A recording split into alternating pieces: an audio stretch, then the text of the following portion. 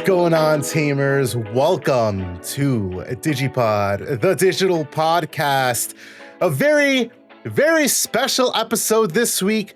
Y'all already see it here on the screen because we've got sitting with us none other than the man of the hour himself, the protagonist, the one and only, the Takatomon with the Digimon on his neck, taking down Nationals Season 1 with his tried and true, his one true baby, his OTS, his OTL, the OTP, whatever you want to call it, Gallantmon, Lance, otherwise known as Garatina's Gaming. We trash talk him all the time here on Pod, but no trash talk here today. It's just praise for the man of the hour. What's up, broski? What's good, y'all? How you doing? That's good. All of that, and all you're gonna say is what's good, how y'all doing? Come on, man. I hyped you up, and that's all you gonna give me. I was your front man. Yeah, you know what? I love you, Marty. I love it's all love you and Dan. Love y'all for real. Appreciate it. Like you said, y'all talk shit about me every single day, so I don't even know how to take the love. Damn, he really said, yeah, man, they abuse me so much that when they show me love, I just like curl up into a ball and I don't know what to do. Well, like, damn, this is different. Right, that's mainly from Bard, not even from me. Just saying. Nah, I don't even play this game. What are you talking about? You're right, you don't. Moving on. No comment. Yeah, you better have no comment over there. I'm not gonna bag on you today. Today's your day, so let us know, Lance. What happened? How did you even? We ain't gonna talk about like locals first. That's what Lance always wants to talk about first. All right. You actually had locals. You actually had locals to go to. Lance, how was locals? Bro, I didn't even go to locals, bro. I came home. Yeah, you didn't even go to locals. I'm telling you, you did though. He had a whole Nats. That's different. I mean, yeah. I was like, I could go to locals. I was like, nah, I'm not going to locals. I chill with my kids and then go to bed. I don't ever go to. I take like a whole detox off from any card game after I do any major event. I'm like, I don't want to fucking see this card game. I just played a whole day's worth of this shit. Facts, man. Facts. All right, well, Dan wants me to talk about locals, so I'll talk about locals. I did. Lance always complains that you don't go to locals either, so this is the best time to do it. He's on Pod. Yes. You went to a Pod. You went to a locals, you know? Yes, I went to locals. I went 2-1. Could have came in first. Ended up coming in third. I played Diaboromon. Stack decks hate me. I at this point, like, that's the only conclusion I can draw. I lost no game through Diaboromon being a trash deck. Even against Galaxy, where it seemed like the odds were against me. No, I literally had a game against Galaxy where it was like a battle of attrition. And it was like, oh, okay, cool. I could finally build a stack because I just could. I mean, Dan was watching my hand. Dan, how trash was that hand on a scale of 1 to 10? Solid 8. You had some rookies, you know, you had things, but it just didn't have the correct Infomon at the correct time. Right. So here's the problem, right? I had the perfect Caramon. I had the Caramon I love, the BT17, the knowledge check Caramon. If your opponent digivolves or plays a Digimon, if it's level 5 or higher, you can warp into Infomon, right? Yeah. Out of like 12 cards in my hand, there was but one Infomon. I run 8 Infomons in the deck. Out of 8 Infomons in the deck, the Infomon I had in my hand was just a lowly D-Digivolve, and then one of your opponent's Digimon can't attack players for the turn. Yikes. Ooh, fantastic. Ugh. We love it here. I wish I had the one, because I had a Diaboromon token. I wish I had the one that let me warped into Diaboromon, because that stack he had, woof, that'd have been gone. Bye-bye, Galaxy stack. But no, the game doesn't love us. I did end up winning that game through just a sheer battle of attrition. and then he bricked out game 3 in typical Galaxy fashion. So yeah, nice back and forth. That was my final round. Game 1, I played against Rocks. Won game 1 because guess what he couldn't do, Lance? Couldn't do damage. No. Oh, forget damage. He couldn't out a double Diaboromon stack. Oh, valid. Yeah, valid. Yeah. Double Diaboromon stack, hold my nuts. Go to game 2. He wins because, again, stack decks hate me. And then go to game 3. Game 3 was much better, but it definitely was a little bit more. It was a combination of game 1 and 2. Like, I saw some stuff, but just battle of attrition. Couldn't get there in the end. He ended up taking the win. I couldn't deal with his board, like in the very early game, which was the biggest problem. I knew if I raised, I think the problem was I didn't have a Kurisarimon. So if I had the Kurisarimon, I would have been able to do something. But I think I had to drop like a defense training or a searcher to try to search something, to try to kick something off, and I couldn't. So it is what it is. So stack decks hate me. It is what it is. And then my round 2 was against Cyber Sleuth or CS. Yeah, I ain't worried about that deck. Huh? Did Alphamon just die? You're just gonna neg 15k me? Okay, I guess. I'll just spit out 2 tokens and then I'm just gonna like play other stuff, and I'm just gonna build another stack and get rid of your non-protected stack. The biggest problem with the CS deck is that it feels like Walmart level Galaxy. Like, why would you play CS? It's their Galaxy. Yeah. At least next time they get protection, so they might be able to do more. What kind of protection? Or like what card on? From the Tamer. I forget which Tamer it is, but I think it's like you strip you strip a double source and then you protect it from leaving battlefield. Okay, yeah, that's not bad. That sounds fair, because it definitely was more difficult to deal with the Galaxy stack because he had the layer of Lekis protection, and I was like, I can't. If I go into Diaboromon, I'm gonna pass turn. And also, like, it made me, as much as I didn't want to respect it, it made me respect the memory gaining Kurisarimon. The problem is we have too many good Kurisarimons. So I wasn't running any of those. I said, screw it. I want 4 protection. And then after my protection, I want my rush Kurisari, because won at least 2 games off of sheer token pressure for, rushing for game. And then after that, I don't necessarily care, but I like the floodgate popper one because A, it pops floodgates, but also because that can play down for a cost of 2. If you pop any unidentified. So it doesn't matter what you pop, which can be important because either you can blow up one of your own stacks if you want on deletions, or you can pop one of your Diaboromon tokens and then you can build another stack for a cheaper cost when you go into Inframon. So that's what I thought was important. It's not as important to me anymore.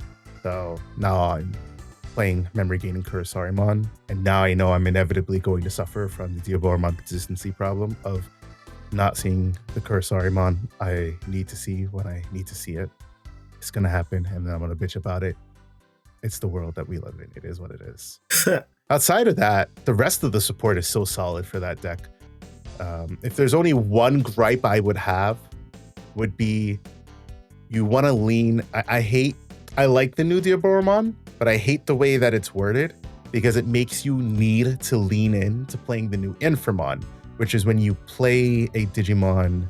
Well, when one of your either unidentified or Diaboromon, I can't remember which one, but when one of them are deleted, then you play a token, and the new Diaboromon reads when one of your Digimon is played. I think they're deleted. One of them is like played and then one of them's deleted, right? Like it's like I don't know why he's opposite. describing Diaboromon stuff. Like I haven't done this on pod like a bunch of times.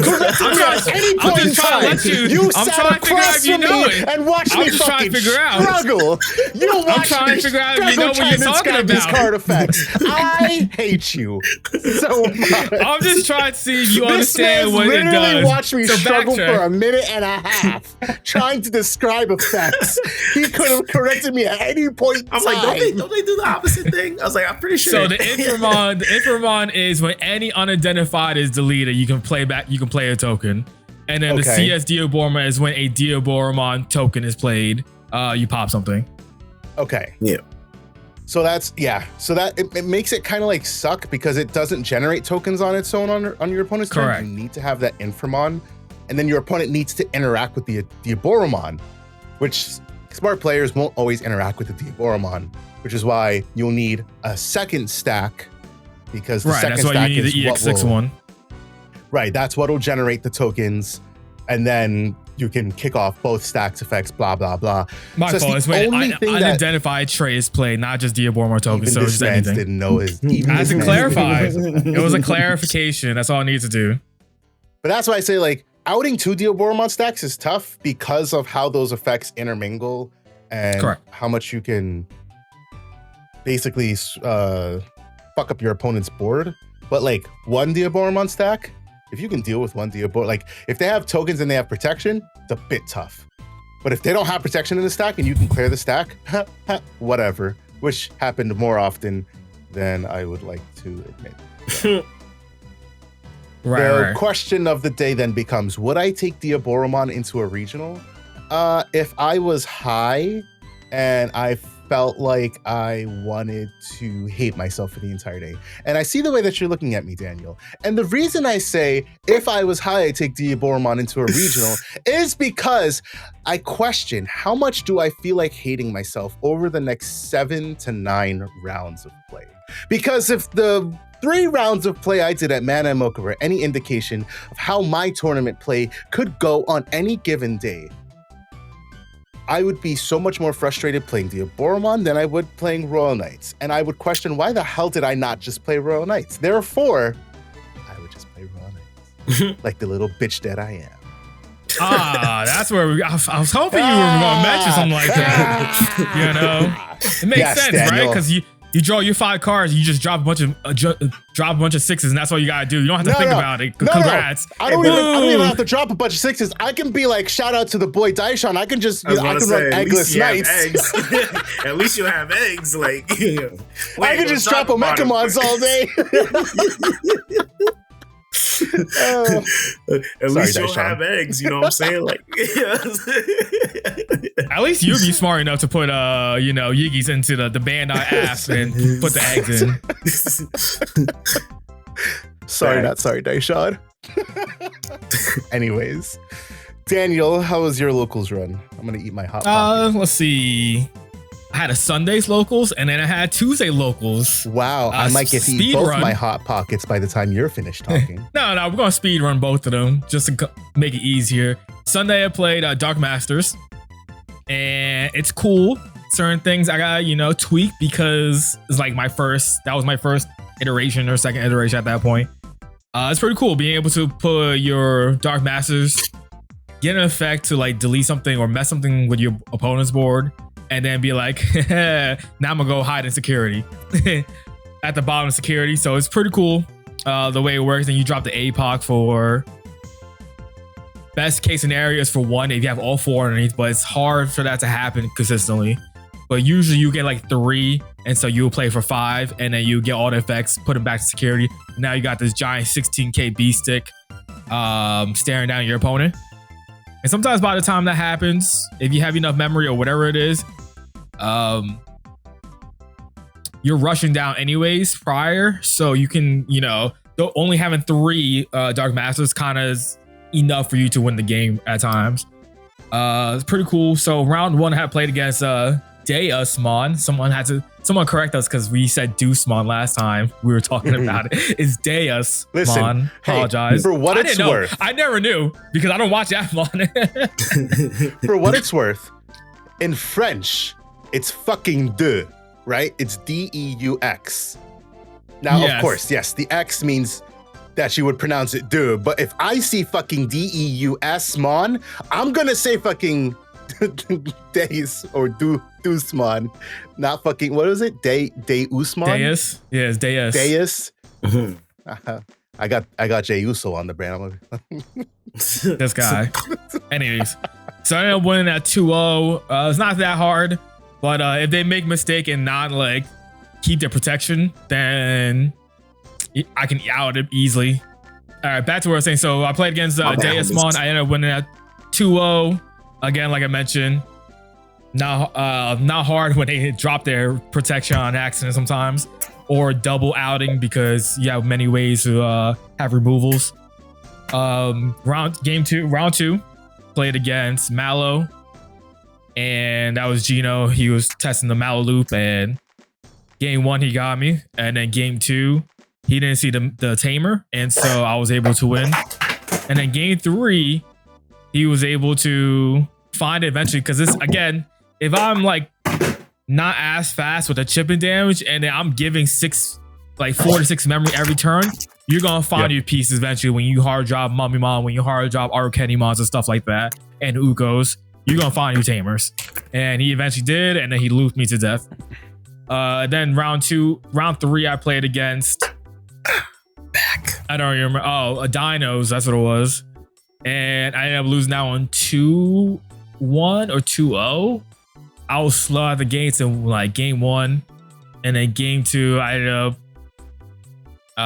He actually played game two the last turn well. Like he didn't waste his medieval like every single week. I should say he actually played the medieval correctly this time. And is he why you say that that players who play medieval always play in losing position? Yeah, because it's true though. You rarely ever play in a winning position. That's why I say it's easy to out, because you usually have 4 to 7 memory when that happens. Yeah. But he actually did it in a way where he was able to keep turn because he had a whole bunch of mem boosts and stuff, and did it offensively, and he ended up winning the game because of that. So I went 1-2 on that one, and then Tuesday, I played Belfmon. I was trying out the new stuff, but man, missing the Fascomon, missing the new promo Fascomon hurts. Not that it hurts because we didn't have it prior, but man, it's gonna help so much with the consistency. Because my issues was the same as Belfmon was back in the day: is can you find Astamon fast enough? And if the answer is no, you do nothing and you just keep drawing in hopes to gods that you do draw it. And that was the same case with me. Tuesday, round one, I played against Galaxy. I ended up losing 2-1 against that matchup. When you go into Grace Nova and a turn swing after you try to negate an attack or suspend it, because you can unsuspend it and swing with it, it's pretty strong. It's kind of like a low-key little counter with it. Sometimes they can't deal with the Belfmon, so the clapback is what I got him with. But those games that he ended up winning was because I couldn't stop as many attacks as I could. I still run like the OG blocker Devimon and stuff like that because you're able to play it out for free. Same with the Ogremon, stuff like that. But I just never saw those pieces when I needed it. And then round two, I played against CS. That was pretty... No, that was Rocks. I played Rocks round two. Magnetic Dramon, strong card. And again, if you don't see Astamon's GG when they're OTKing you. And that was game 2 and 3. Game 3, I saw Astamon you got with your 0. shit rocked. Game 3, I found Astamon while I was at 0 security. I was like, well, let's hope we can get there still somehow. Didn't, because he was able to unsuspend, swing, unsuspend, and all that stuff, because Magnetic is a good card. And then played against CS, won that one 2-0. Legit game 1, he went first, put me to like 3. I played Proto Gizmon, I played Astamon, and then got into sleep mode immediately. I was like, all right, deal with this. And they couldn't, and I just went 3 checks. Can you deal with this Belfmon again when I go back to sleep mode? No. All right, that's game. GG. Next game. And Sleepy boys. Strong cards. Especially when you get it early, like it's crazy. And then game 2 was same thing. Like he went into Alphamon, and I was like, all right, cool. What's the tamer called? Akihyo something, Karada, that's his name. And in turn, Karada, pop your Alphamon because you got no protection. GG. Like that was basically what it was, and ended up winning that. I went 1 and 2, not the best. Definitely gotta refine some things in that deck for sure. Keep talking. I gotta finish chewing. Oh my god. This clown. Lance, how was your locals? Your locals was a giant gnats, you know? I don't know if I call it locals, man. It was a day. The 2-day period. Man. There was some 2-day period, yes, sir. There was some spice in there. How's it feel? How's it feel to be a Nats champion, you know? Yeah, it feels good. It feels like a long. It's been a long time coming. It doesn't feel real, but like I'm happy to have made it, man. That's all I can really say. I don't know how to feel. I feel like, all right, so take us back. We're gonna take it way back in time. Back in time. Back in the time. So you started the competitive season. Obviously, you're a Gallimon stan. You decided that when EX8 came out, you were gonna play Gallen. Yeah. Why would you not? Gallen support, right?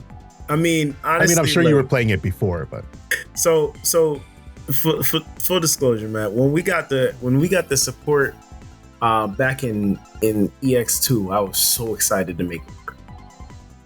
Couldn't work. It was bad back then. It was bad back then. we got the support again in BT9.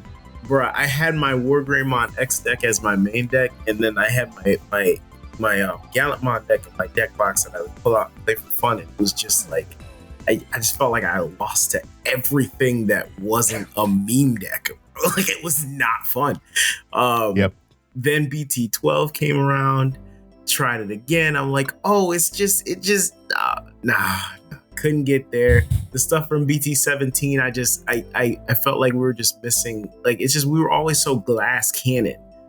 Then they came out with EX8, and we got this. We got the recursion. We got something that says, you know, like we can protect. Honestly, well, we got a little taste of the protection with BT17 Gallant, but the issue then was it was just. But that was such turn. trash. It was so trash protection. Like it was very limiting. It was very like specific on how to get it. Yeah, it's very specific. It's your turn only. Like, and yeah, that protection is against everything, right? Like even options can't kill him, but it's still like, and I still play him. But the issue is like, it's your turn only. So like passing turn, you were so susceptible to everything. And don't get me wrong, like Gallant X is still susceptible to options, but like, I'm like, at least now, like there's like, who's I have playing some options? kind of defense. You know what I'm saying? Right. Who's playing options? I mean, every purple hybrid deck, you know. Purple Harbor. Mugen. Legit is probably the only one. Attacking heavy, yeah, sure. Insecurity. And then you got what's the other option in Galactimon? The freaking Ragnarok cannon. Ragnarok cannon, yeah. Insane. oh yeah, I guess if they hard cast, yeah. Man, listen. I'm like, there's like the stuff that at least like those would be the major name decks that have those kind of things, right? And then you have these other decks that are just kind of tech-in random stuff that like you have to really think about. But yeah, like it's like when EX8 came out, I was like, finally, like we have like synergy. If that makes any sense. So since then, I've just been literally, I left Nats last year.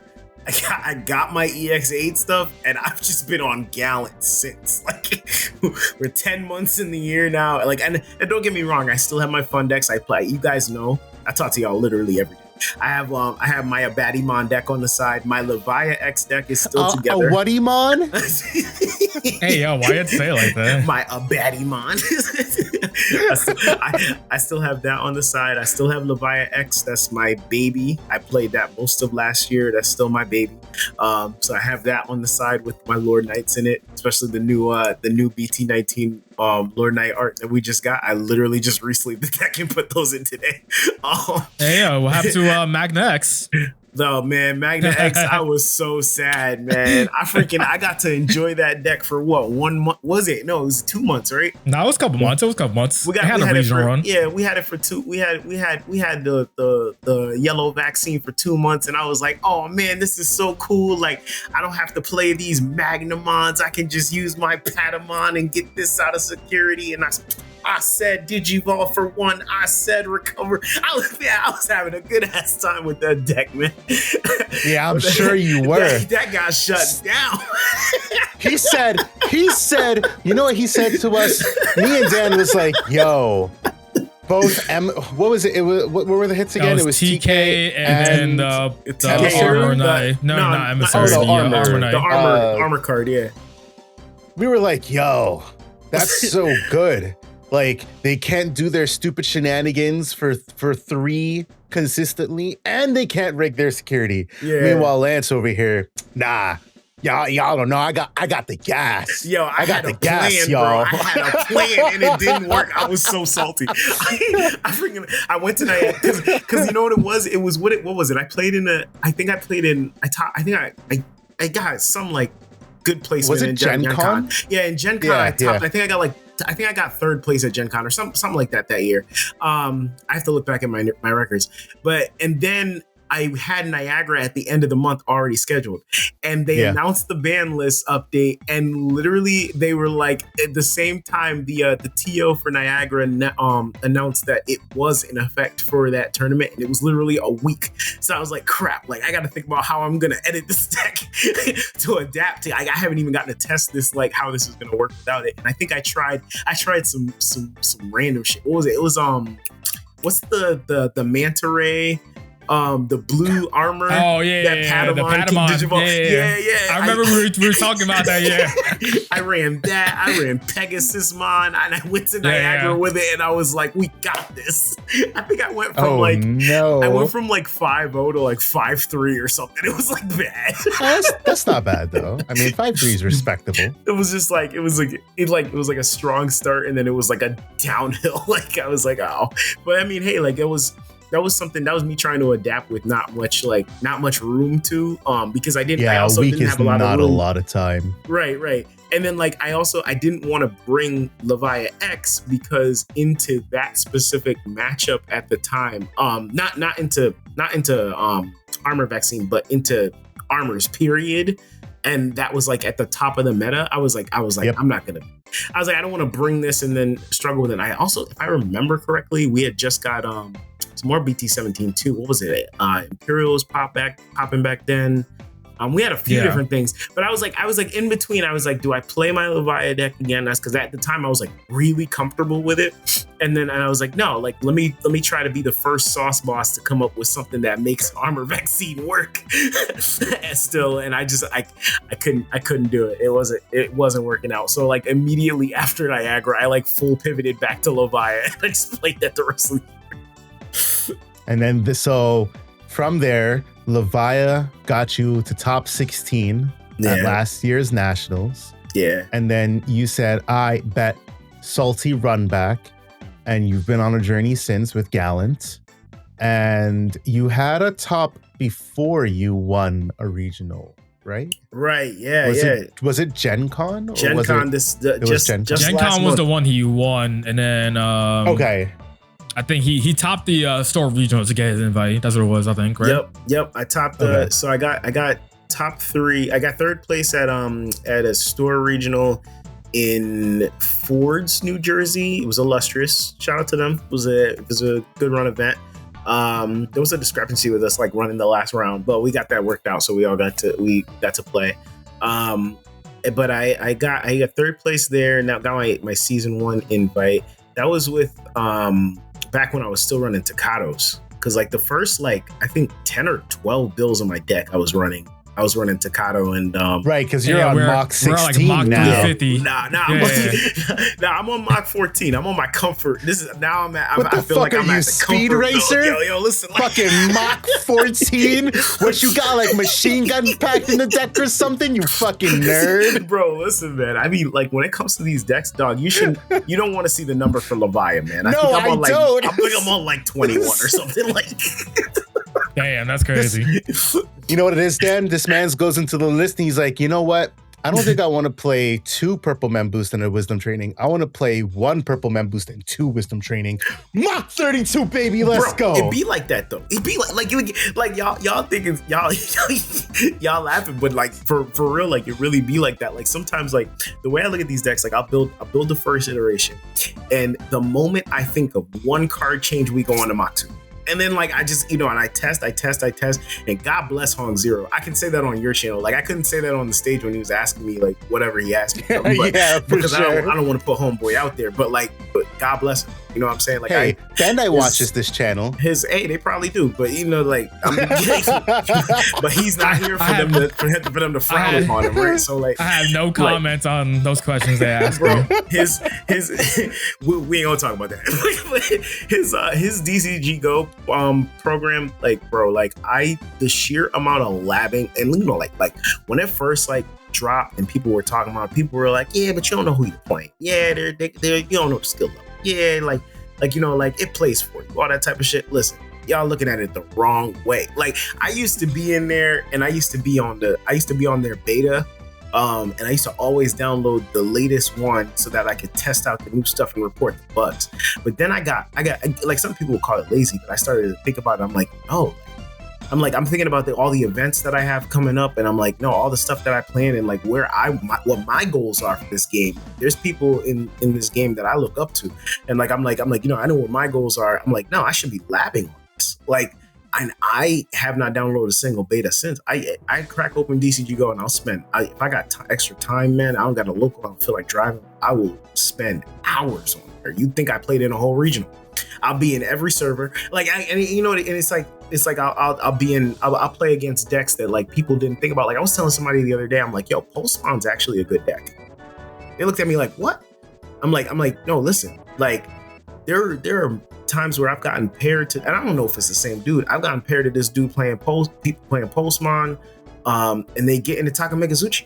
Like it was never, like the combo was never hit. Like, you know what I mean? And it's been when you put it that way, let's rephrase what you said. Because when I hear Postmon, I think, oh man, Shroudmon, Kazuchimon. No. What you're talking about is Takamikazuchi shenanigans. We can lump it under that. No, but it's not. But hear me out. It's not playing any of the Luca line. The right? Ace? Like you don't need to. You talking about the Ace Taki or like OG Taki? I'm talking about OG Taki. I'm talking about these dudes are playing with the one of Fenrir. Yeah, the one of Fenrir, and then they're playing. It makes sense because you go for the consistency of playing the Postmon line instead, and then you use thing because you have the newer stuff that lets you digivolve crossing colors. So and if they you got ever pull into the Fenrir, you can digivolve into it. Right. And they got the new 4-cost tamer that's like when you digivolve or play a thing, it slides under, and then like because of the fortitude and all that, like the combo. I was like, man, I learned stuff on there. Like that. That's why. So I say that's not Postmon though. That's Takamikazuchi. Don't disrespect Postmon. Like yellow. All right. As a Postmon enjoyer, we're down in the dumps. I could have a whole nother rant about Postmon support. Okay, Takamikazuchi, we don't acknowledge him. Valid. But I had to tell home, man. When I saw him, I was like, Alex, yo, God bless you. I literally like I sit on there for hours, man. You think I play regionals every day? Like I just test. I lab like constantly. I'm like, if I think of one change, I'm like, I'll change the 2 cards, and then you know what? And when I topped Gen Con, the thing about it was That Thursday, I had played in the Ultimate Cup, the in-person Ultimate Cup, and I went X2. And I got back to my room, and I was like, all right, crack open the laptop. I pulled out my toolbox because I always have this box. It's another deck box that's underneath my other 2 deck boxes. You know, I got my main deck box, I got my side deck box, and then I got my deck box that has all my toolbox cards. Pulled it out, I started looking at a side hoe, and then a side hoe for the side hoe. I was like, all right, what can we play here? I took out like 4 cards, put them to the side, then took out 3 other cards, put them to the other side. I changed them up on DCG Go, and I sat there for 4 hours. Changed the list. And I was like, you know what? This is it. So resubmitted my deck list, and then that's where we got to the top, and it ended up working out for me. And like people were asking me about things like the War Growl Ace, like that's where he came in. You know what I'm saying? Like we went 13 bills and I never ran this card. And I was like, you know what? I got this odd one of in my side box, that my toolbox that I've just never, I didn't bring all four. I had this odd one card. I'm like, you know what? Let me see how this would help me to this matchup. And you're doing the testing, and it ended up working out. And I gotta say, that's my favorite card in the deck. So that's why I say, like, when I say God bless Han Zero, I gotta get him to sign my laptop or something. I don't know, like that dude. Yeah, that no. dude, When I remember when I did when I talked with D Reaper last year, like the month, not the month, but like whenever they dropped the fake Jerry in DCGO, I think it was they did the promos at the same time that set drop.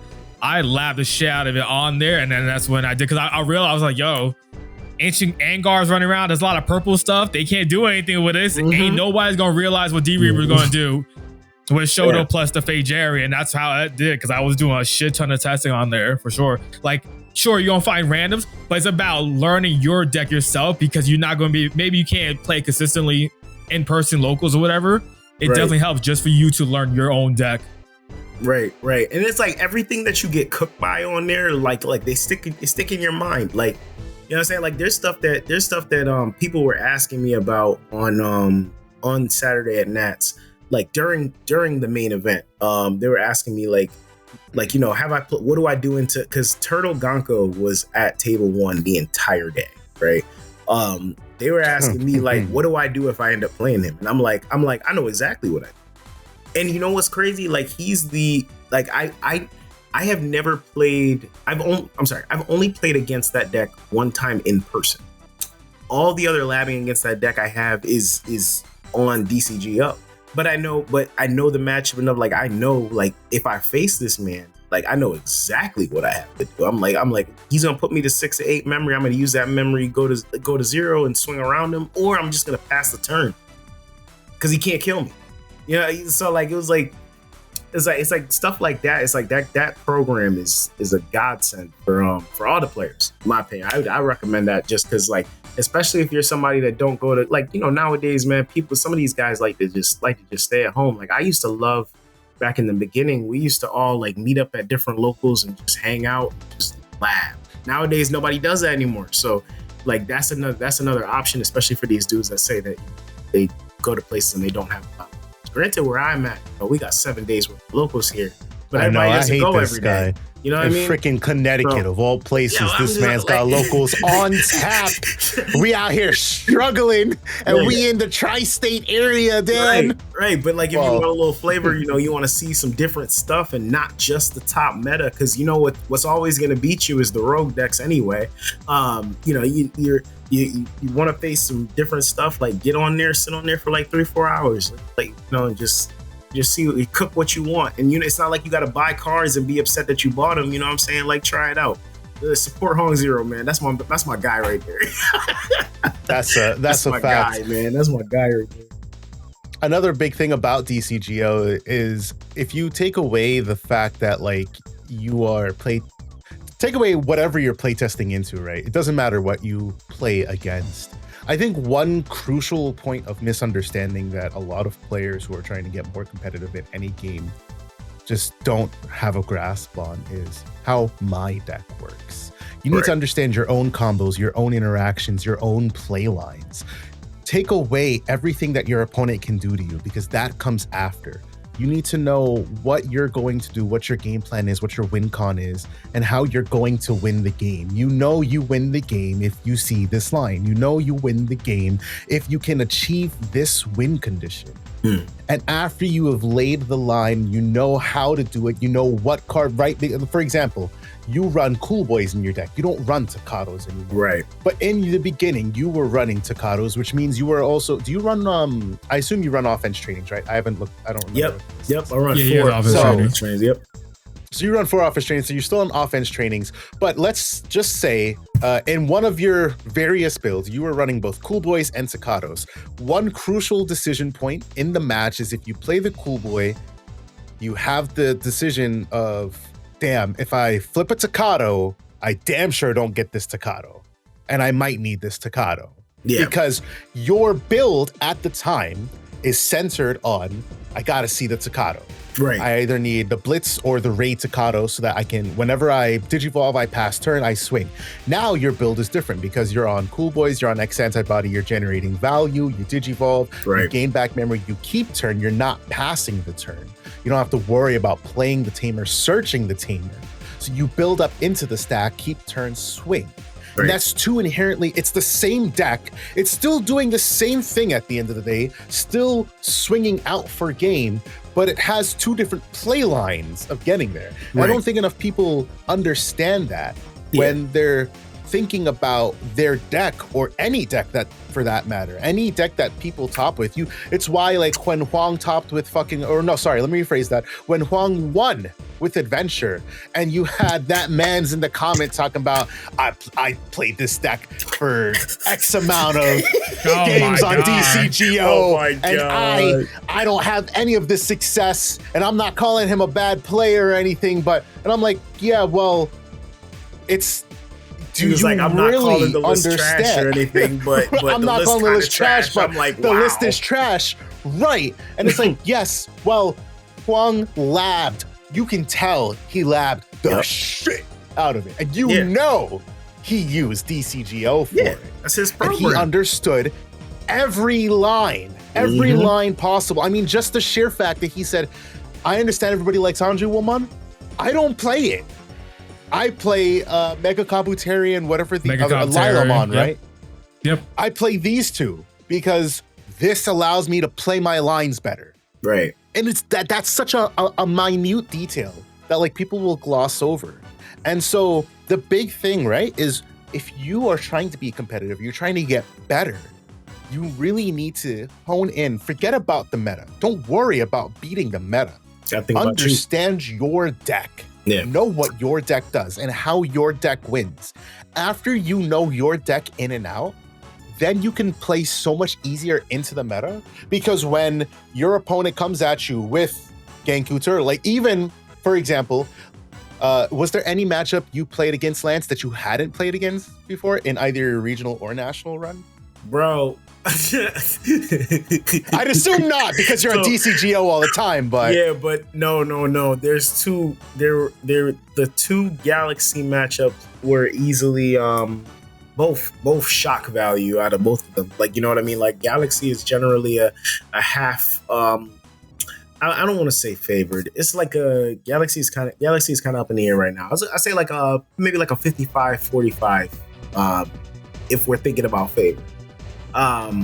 Because they're well, at least it should be like from the outside perspective, it should be a 55-45, because they have to play 4-cost tamers to get going. The same reason why the Takato build didn't resonate with me, because like he does nothing out of security. So like after like so many builds of swearing by, I needed to get rid of it, because I was like, you know what, like in a game now where everybody deals with your board and then does so much damage at once, I need something that gets me something when it's hit out of security. So like it's the same. So in that, from that mindset, when you look at Galaxy, like them needing to have the red tamer in play for the most part to do most of their big plays, that should be a favored matchup.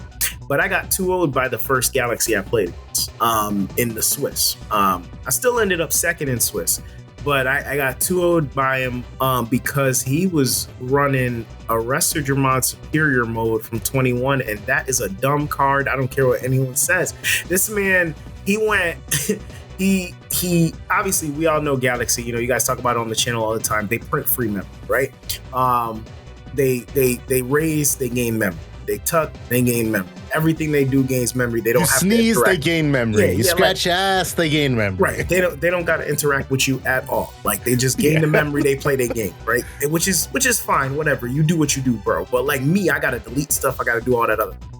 Them, they now this dude, he went raise, slam the tamer, put underneath, digivolve. Use the effect, gain 2 memory, digivolve. He went up the entire line, did the Galgamon, everything. Went up to, I think he went up to like Cressy or something to get to do the draw one, trash one, whatever. Then went into Superior.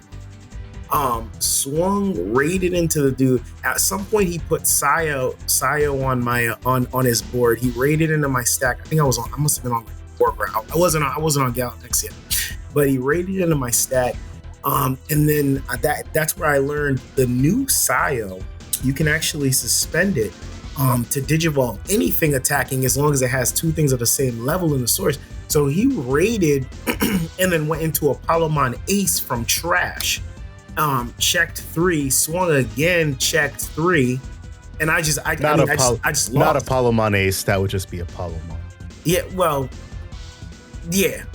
But for people listening, just so they know. Valid. But I just lost. Like after that, because I'm like, oh, 6 check, and it was like he did basically the same exact thing the next game. So that was some shock value there.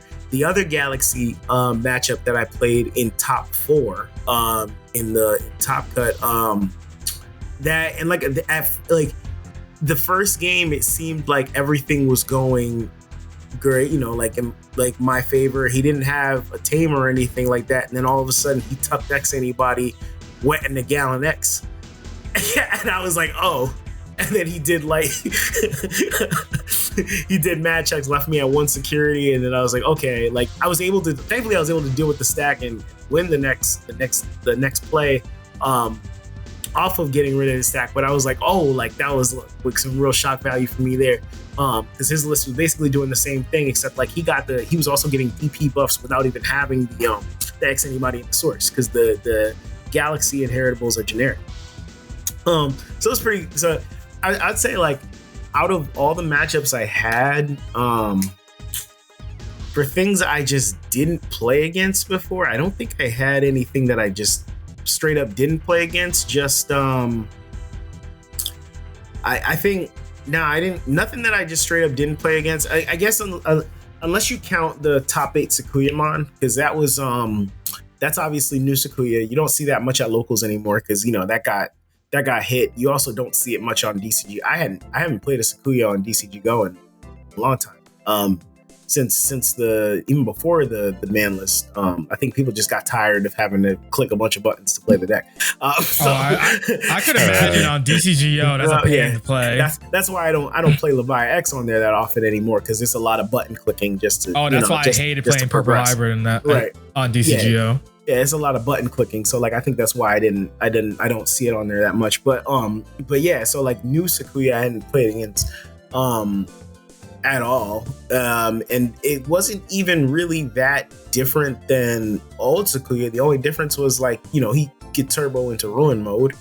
And like the game, and that definitely impacted our game 1, because that game went so long, because I started off slow and he turboed up into ruin mode, and it was like the next turn he swung, did the ruin mode. And I think I opened that game with like Geo X. I think I opened with like Geo X, Growl X, War Growl X, and like a training. So like I wasn't optimal, but it was like I was trying to progress and I was staying in the game, but like I also like I'm dealing with ruin modes on repeat, so I couldn't raise for a while. It was a very I'd say that matchup was pretty interesting. That's probably one of the more interesting ends there, because that one ended in time. That was the only match I went into time, actually, the whole event, and I ended up winning that one by time rules. I had more security than him.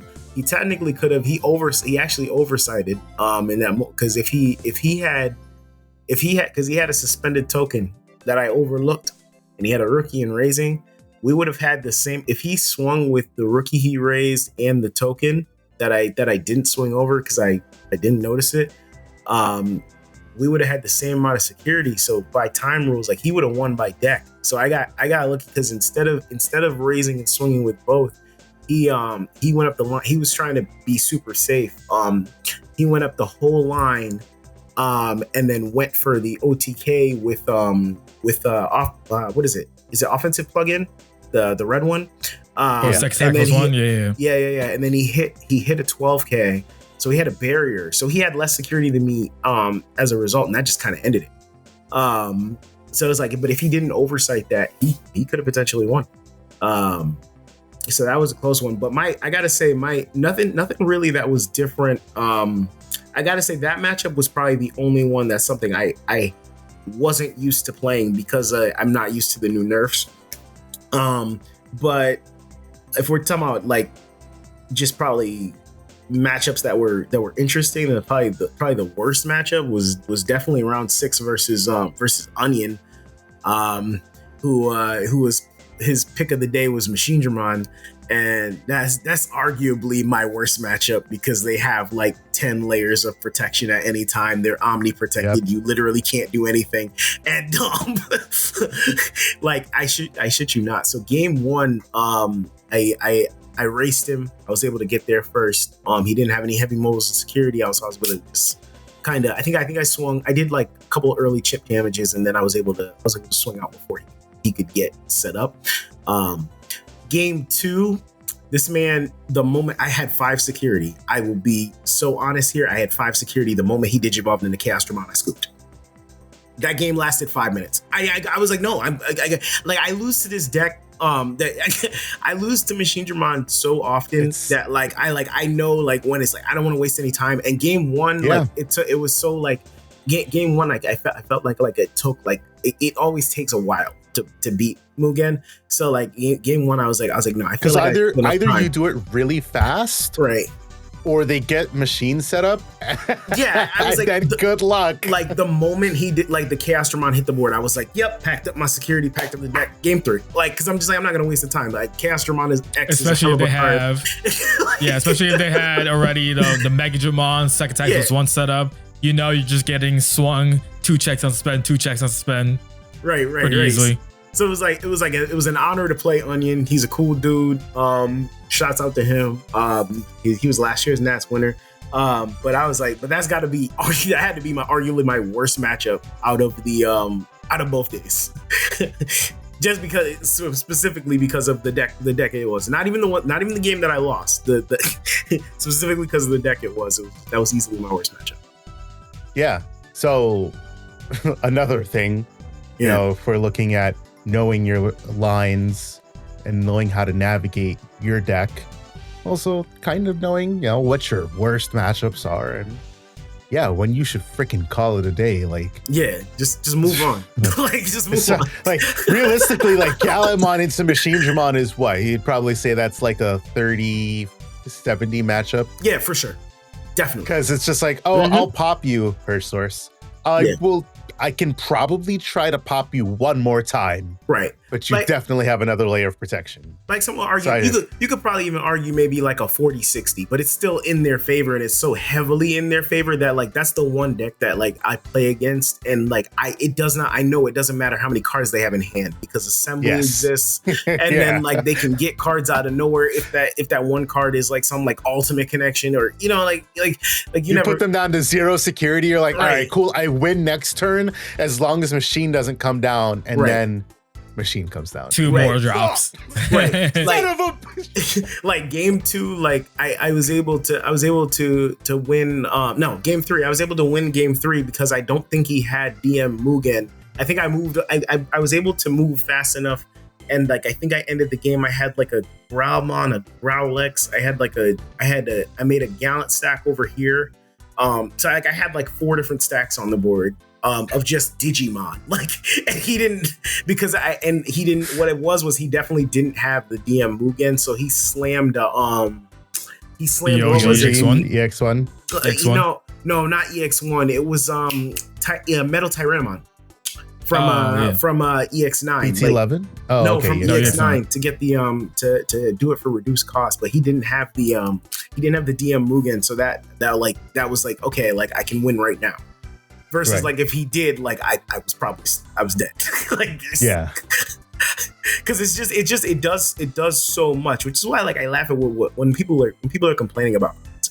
Like I laugh because I'm like when you look at like the decks in the game, there's so much that just do so much that it's like people like some people like in the crowds will tend to focus on what like they don't like losing to versus what actually exists. What actually exists is the problem. Just like, all right, you know, like this is what it is. So like so that matchup was tough for 2 reasons. Onion, number 1, he's outstanding player. That man topped with 7 great Demon Lords when it definitely shouldn't have been winning anything. And and the fact that he was playing Mugen. So like you know, that's how that day went. But overall, it was a solid event. I gotta say, nothing was really like cakewalk for me. There was only one match that was like super duper fast, and it was versus one of my friends. It was one of the mirrors Finals? I played. No. Okay. Well, that wasn't. No. Believe it or not, it was faster than that. And that was that. The finals match. I ended up going back and recording it, so I have it for myself just because I wanted to like see like how, because I was super nervous if you couldn't tell. But that one was a 20-minute match. There was one match versus one of my friends who happened to be playing. It was kind of a mirror. He was on Takato though. He was playing the Takato build. That match lasted 10 minutes, but it was only because like he opened, I think both games, like he opened the he had like the BT19 Diaboromon and slammed like EX2 Takato, and then like I opened rookie training or something, but both games, like he had to search out because you know you got to search out your pieces. He had to play like a EX2 Diaboromon to do the search, and I just so happened to open one of my 2 BT17 Groundmon, or like I opened a line enough that I was able to raise, delete that, and then just go up. So I was able to, that was actually my fastest match. But he's a friend, he's real good, outstanding player. And he also still made top 16. So that was pretty awesome. Overall though, it was a good, I would say it was a good day, man. It was a good day. It was dope to get to play against first, second, and third from last year's Nats. That I gotta say that was pretty cool. That's impressive. Yeah, that was pretty cool. Yeah, like all of them were chill dudes. And Momin playing Leviah X is like, it again was like sung to my heart. Crazy, like, right? That sung to my heart, man. Cause like, and like he was a great guy like last year when I first met him. But it was like last year I was kind of like, I was looking up to him because like I played again. I brought Leviah X last year. I played Leviah 9 months out of the last year and walked in January with it. And I got second in Swiss with it. But then I lost in the top 16 to that Mirage, to Nick, who was playing Mirage. And then he was able to get to the finals with his Leviah. So on my mind, like I was even watching the finals last year and like sitting in the crowd and then like he like looking at like the way he built his and like how like I built mine, and I'm like, oh man, like this. Like I'm like, what could I have done differently? Or like I'm thinking like that. Like, I want to get like that. Like I want to be up there. I wanted to bring this. So it was dope to see that like he stuck with it, dedicated, and brought it the following year. And I know he said like he actually he posted a talk recently, and he said like, you know, he's played a couple different things over the last year, but he's stuck in purple, but that's still his favorite deck. And I'm like, man, like dude, what a wonder, because Leviah has some matchups this format that are tough, and I keep that deck on me at all times. I'll always update it, like I said earlier, but like it has some tough matchups. One of it being my deck. So that finals match you saw, like people were like, man, that went fast. I'm like, yeah, because you have to play fast into so it could have went one or two ways, right? Like he could have opened super optimal, which game 1 it looked like he did. It looked like he opened okay in game 1, but game 2 he definitely didn't. Yeah, game 2 he didn't. Game 1 it looked like he opened optimal. And like if you either open super optimal as Leviah and you set everything up, and then you raise and you just flood the board with stuff and tell the opponent to deal with it. And if they can't deal with it, like it's kind of, they just kind of lose. Like he forces the play and does, especially for me, like I trash for Guillemot to draw 2. I love that card. So like I'm gonna have things in trash for the Dragon to play. I don't want to trash my 5s. So like he could have set up if he opens optimal, he can set up and do the same OTK dance. But game 1, I fully thought that's what was going to happen. But then I ended up being able to clear the Anubis stack And then game 2, he didn't open the optimal. I opened better than him, and that's how that goes with those two matchups. But it's good. What I love about both decks, they're both heavy counterplay decks. When you look at this game, it's like, and you look at the decks that can really deal with boards and really have to, or what's the word? Their goal is really to play from the crackback. You have Gallant, you have Leviathan, right? Like when you look at other things, like I don't think there's any other decks in the game right now that play from the crackback. It's just those two decks. So being able to play in the finals with him, like, and like seeing that he made it with my other favorite deck and I made it with my favorite deck, I was like, man, like this is like a dream come true. Like I get to be up here with my two favorite decks and like make something happen. And I shout out to him, man. He's an outstanding player. Like that dude was winning matches that I didn't think were possible. So, you know what's crazy? Moment's list straight up looks like he just said, I went to sleep after Nats last year and I woke up back up. Somehow I qualified for Nats again and I just decided to run it back. I don't know what changed, but like I'm just gonna play the same deck. Yeah. his change is literally just the 2 scrambles because scrambles wasn't around. Okay, that's so Scramble was there. Scramble was around last year. Was it? Yeah, okay. Because I ran it. Okay. I ran too.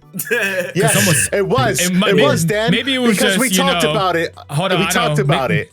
Maybe it was just, I'm not saying my words at the moment. It's just, some people had said, oh, Scrambles isn't around last year. So I was like, oh, I was just listening and not paying attention to like actually was the words you were saying. It definitely was. Because but I heard it was like only like a 2-card change. It wasn't even anything different. For me personally, I was very surprised to not see like 1 or 2 Biden Crush because the way the format is, where a lot of things are like Digimon removal, like protection is Digimon base, and you would think as a Leviathan player, like Biden Crush is a perfect card. All right, cool. Yeah, I might be giving a lot of memory potentially, but you gotta worry about this Biden Crush now. I'm also deleting something, but now you gotta worry about Leviathan popping out too. Yeah, like, and it's crazy you mentioned that because we had for top 16, I don't know if you guys are familiar, we're top 16, top 32, whatever the top cut is for national finals. It's open deckless. So you can you can see what kind of cheeky tech cards your opponent has and what they play. But it really only like is great for the first round of your top cut because like after that you never really know who you're gonna get paired with, and then when you find out, you never know how much time you're gonna have in between, depending on how long your game went and depending on how long the person you're gonna end up playing against went. So Moment finished his match with the DM Mugen player, DM version 2, and I in top 4, and I didn't know who won yet. So when Moment went to the bathroom, the DM Mugen player was Koi, I think is his name. He was packing up his stuff, and then when Moment came back, he was like, "Yep, it's you and me." I was like, "Oh, you spoken into existence. Yeah, we're gonna play." Because he did speak it into existence. He said this like in the middle of day 1 that like finals me and him. So like, so I was like, yeah, it's gonna be us. Word, let's go. What's up? And I had pulled up TCG Plus and looked at his list like quickly, like it's like when he said that, but then I got carried away in conversation with him, so I didn't actually get to look at his list. So essentially in the finals, so someone asked me, they were like, so when he put you to 8 memory, or he put you to whatever amount of memory, how come you didn't just swing? I'm like, because my list plays Dark Dramon Ace.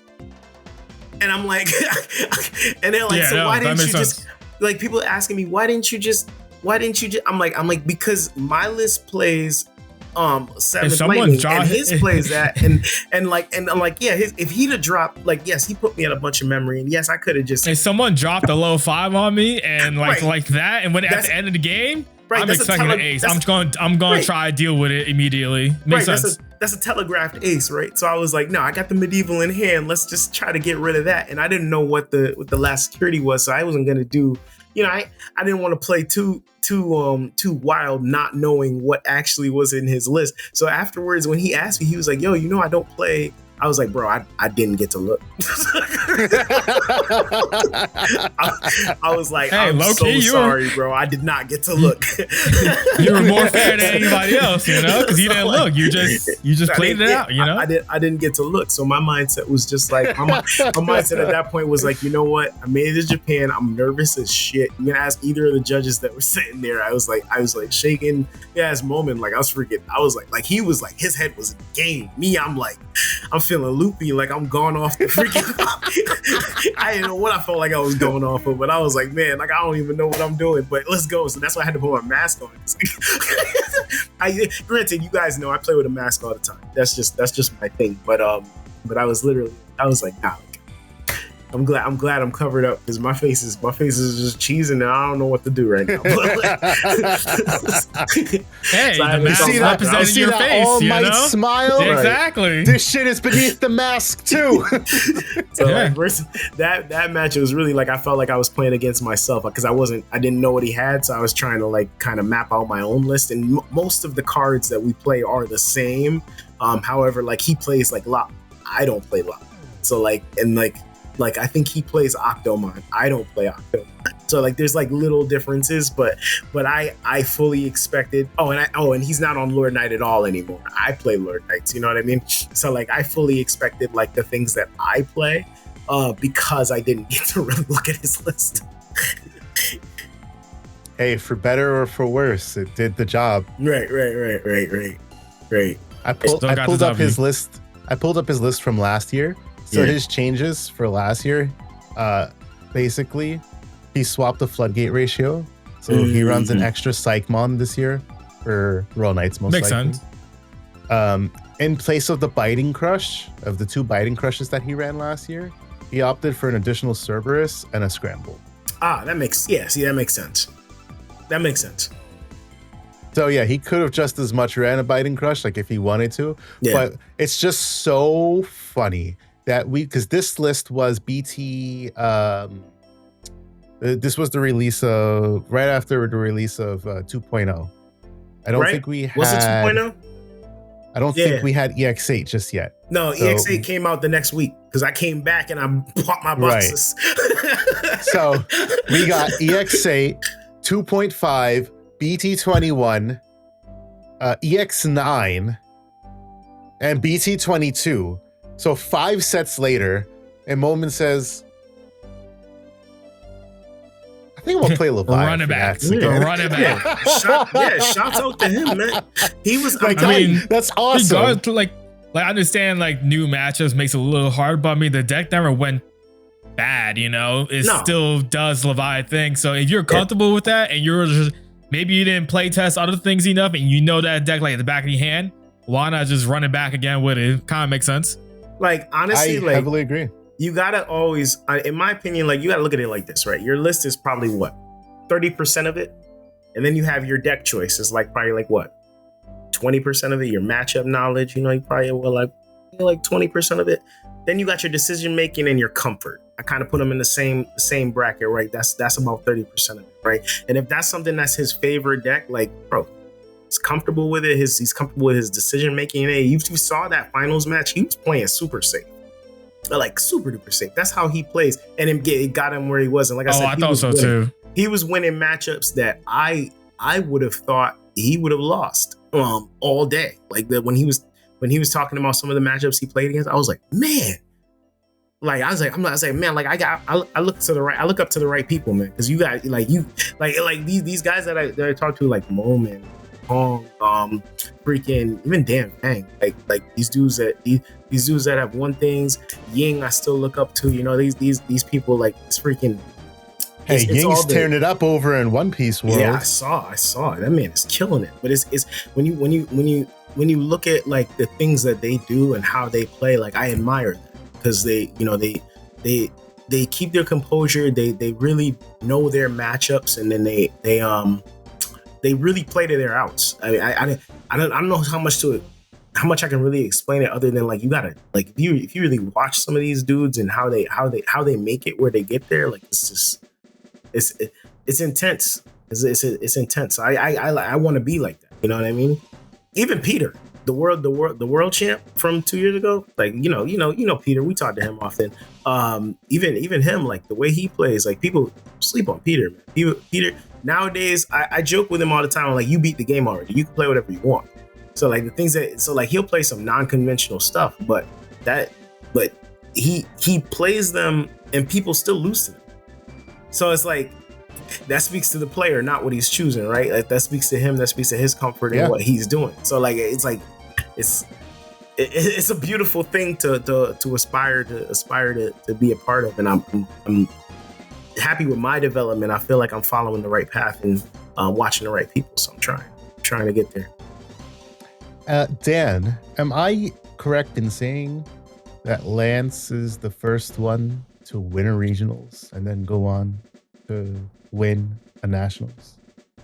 Like back to back, Digimon, like that in the same year, yeah, like in the same season. Probably not. I'm sure whoever won that. I don't know the previous. I'm sure ones, Ying did because Ying won.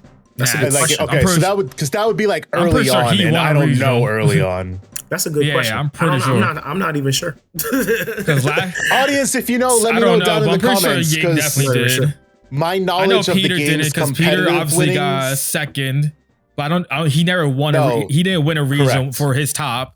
And then the person who won last year, not last year, 2 years ago, what's his name? I forgot his name right now. The dude that won with Anubis against him. Oh, Bryce. Yeah. I don't know what his top regionals run at is either. I don't recall Bryce winning a regional, nor do I recall Peter winning a regional.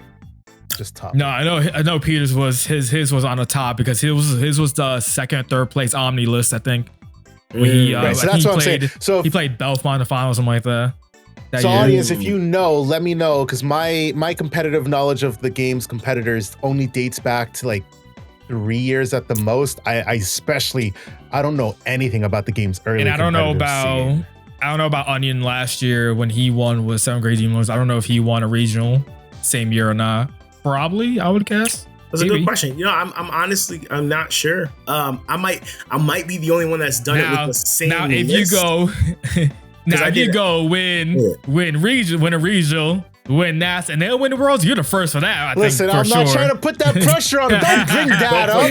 You're gonna put mad pressure on them. No, don't worry about it. I'm winning Nats Las Vegas, so that's neither here nor there. You know, see, I got a goal in mind, just like, and that's a good goal to have. You know, keep that goal at the front of your head, and that's like you'll probably will. You probably will win it. I believe in you.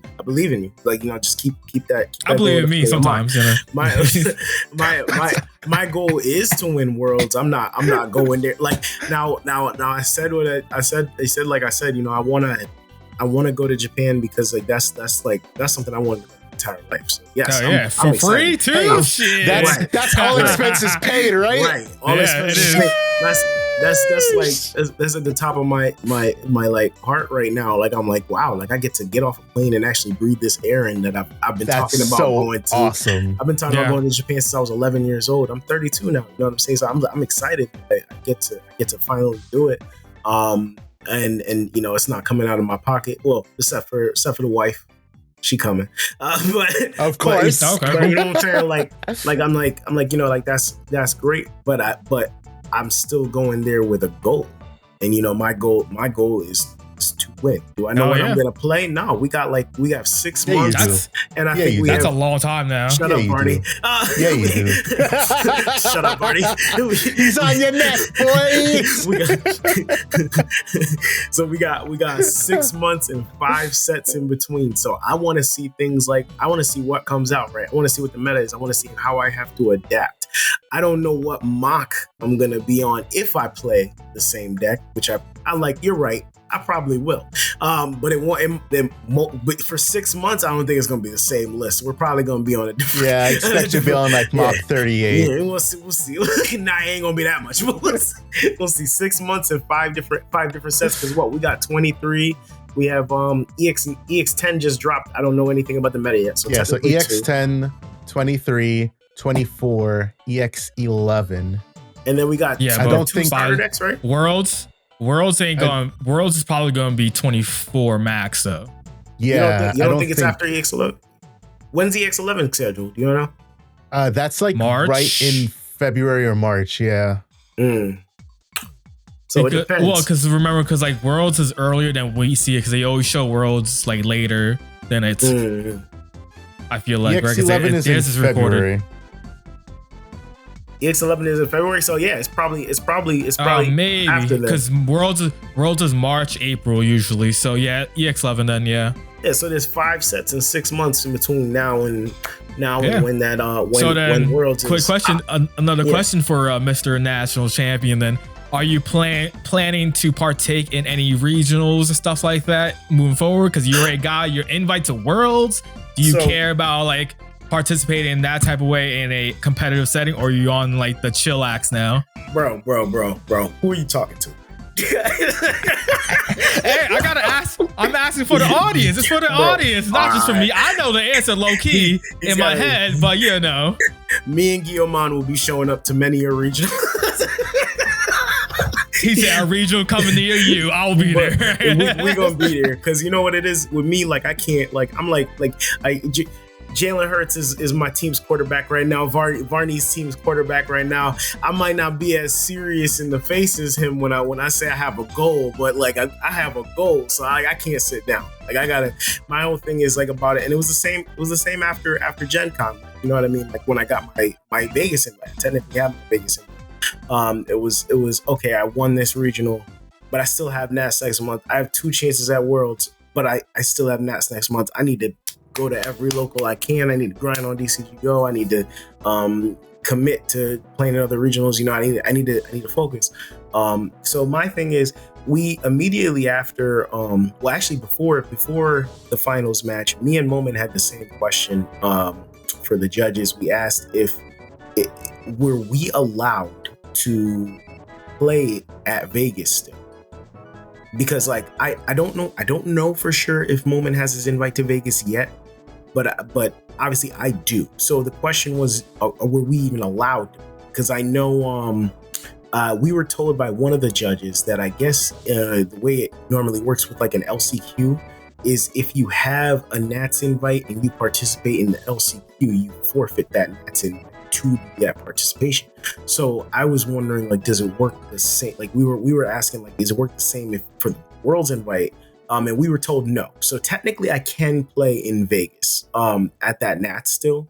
I don't know that I will. You know, time will tell. It'll depend on like how the meta changes and what I feel myself that I want to do at the time. But that invite's secured, so I'm not like too worried about it right now. But absolutely, I will be playing in many a regional, many a local for the next 6 months. I can't sit down. I feel like that's how you get kind of stale. You know what I mean? And my goal is beyond just getting there. Like I'm there now, so now I'm looking at where I can go beyond.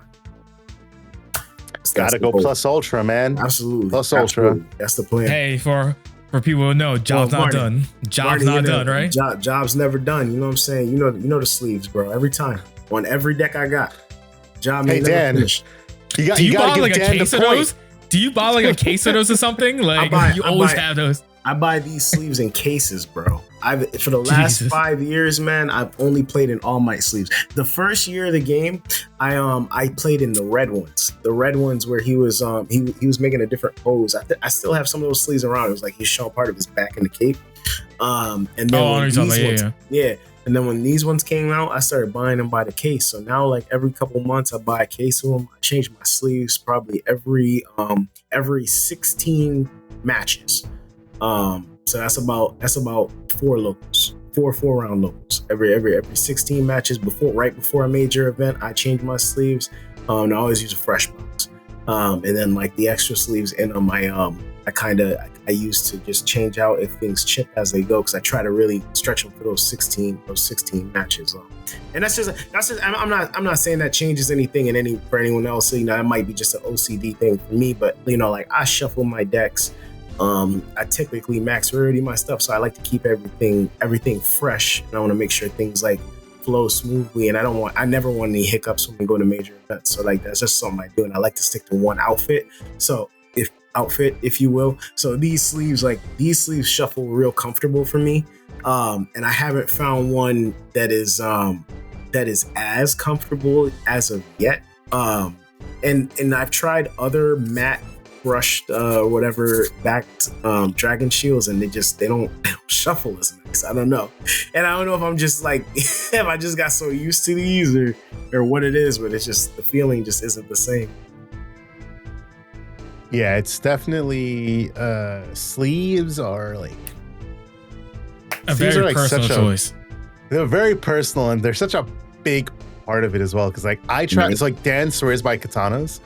I tried katanas when I went to Boston for Grand Archive, and they lasted through the event. But like when I came back and I was shuffling, I fucking hated the way that they shuffled. Right. And for context, I normally only use Dragon Shields, and specifically, I always use Dragon Shield art sleeves and Dragon Shield or like the dual color ones. Right. And I almost never feel like I have to swap those out, right? Because personal, right?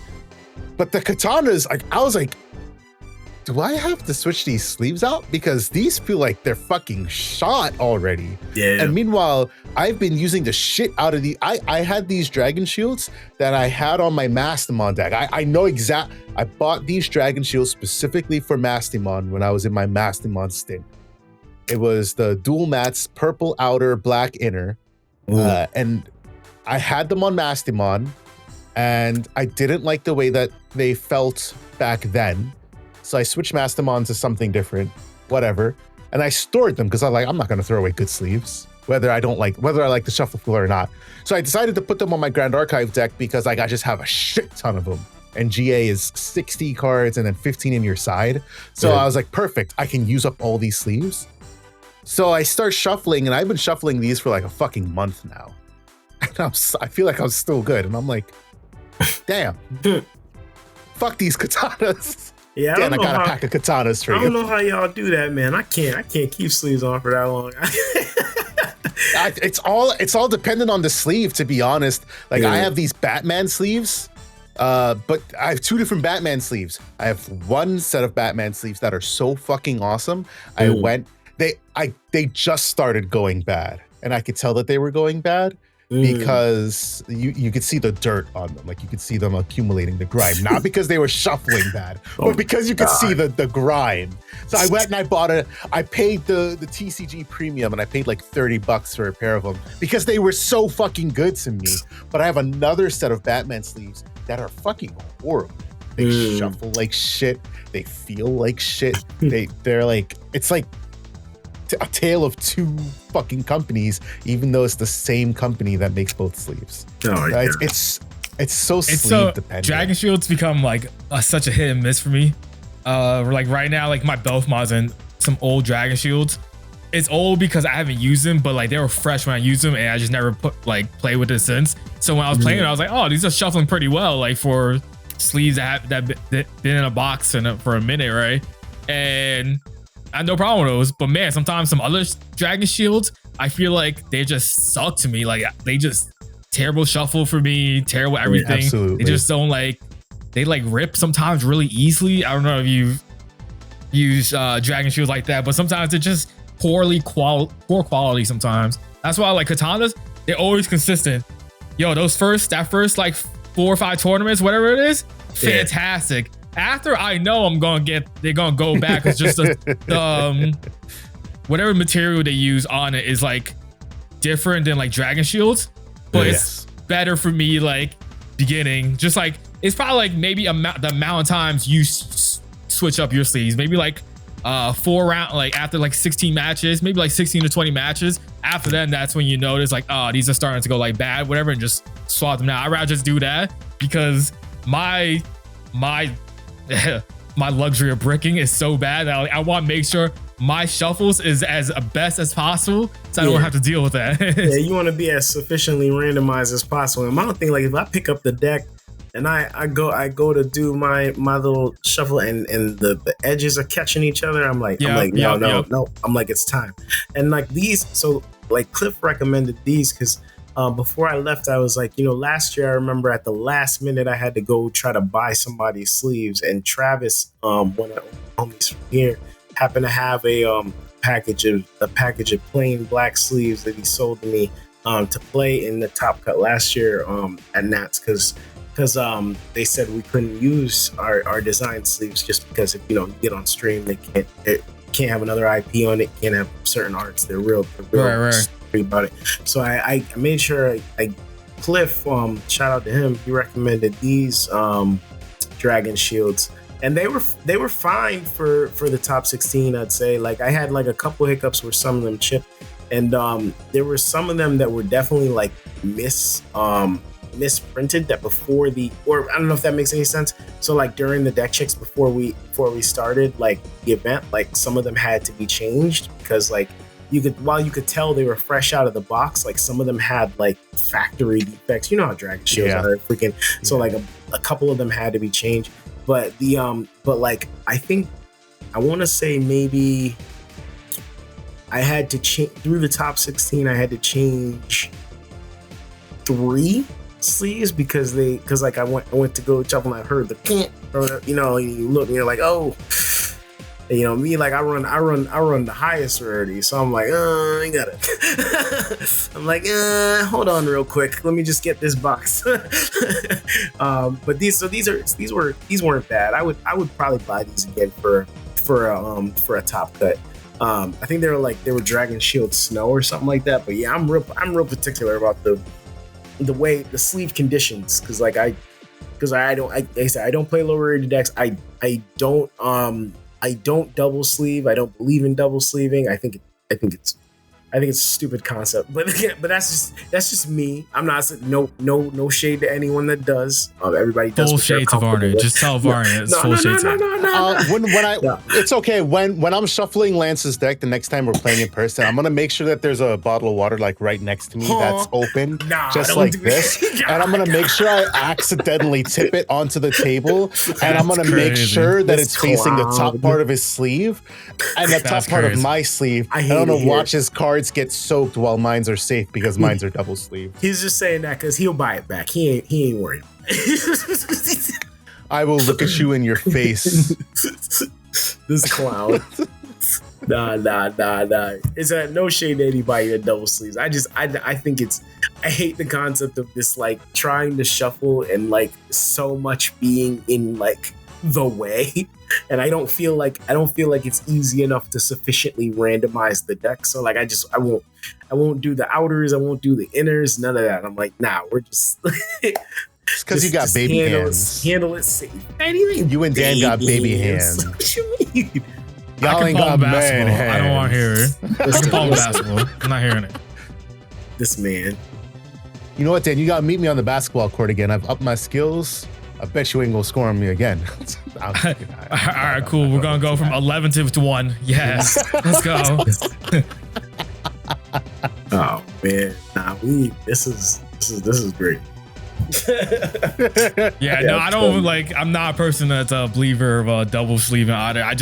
It's too uncomfortable for me. And like, first off, that's mad extra work to sleeve. I hate sleeving and unsleeving deck. Imagine unsleeving a like double sleeve deck, 2 sleeves, and then you have to re-sleeve it again. Oh my god! I think I would, sleeves, bro. I think I would quit the game. Yo, I think I would quit the game after a while just because I would be tired of fucking doing that. Like straight up, because I could never want to do it. Like these sleeves are what? Like I can understand like I can understand double sleeving like Yu-Gi-Oh cards because they're smaller. And so like you want like the size of it to be like a bit bigger, especially like up to like standard size decks. But man, if you're already a standard size deck or a 50 card deck, like why do you need them just to be giant as hell for? Like, so that's my problem. I come from card fight, so I always double sleeve my card fight decks because those were way too small. They're small. And I needed some more bulk in my hands. Our card fight Japanese cards size. Or Yu-Gi-Oh? Okay, I didn't know that. Yeah, the same size. So Card Fight and Yu-Gi-Oh are both Japanese size. So Card Fight, I double sleeve my decks for that reason. And it was to the point I used to use like they had because they're Japanese size, you have to buy like standard size oversleeves. Yeah. So no, you buy standard size regular sleeves probably. Sorry, yes, standard size regular sleeves to put the fuckers in. So when I started playing Digimon and I had like a regular deck, it just like it went the same way. I was like, well, I double sleeved, so I'm just gonna double sleeve here, and I just kept double sleeving, and it kept the same bulk for Digimon. For Grand Archive, it's funny because like I double sleeve my Grand Archive deck too, so it's 60. It's 10 more cards. People are like, thing is giant as hell. Is that double sleeve? I'm like, yes, it's double sleeved, and yes, I'm shuffling it. It's just second nature at this point. You get used to it after a point. You just throw a giant brick at someone. That's how big that shit is. 60 card double sleeves. Right? You remember? Hey, Lance. You remember? Wait, Lance. You remember back in the day when he used to triple sleeve his decks? Oh my god, Jesus bro! Christ. I had to point him to the. That's how we became friends, guys. That was our first encounter. The start of the lore. The start of the lore. Rule sharked me. That's what it was. I picked up his deck. No, I didn't. I ain't call no judge. I picked up his deck. I was like, no, buddy, you didn't call a judge. You were just like, I don't want to have to call a judge. I was like, don't make me call a judge, buddy. You better unsleeve some of that. I was like, don't touch my damn deck. I was like, this is looking mighty tall over here. Yo, that shit was crazy. Oh my god. What was that? A yellow hybrid deck too? Was it yellow hybrid? Hey, there's nothing expensive in a yellow hybrid deck, man.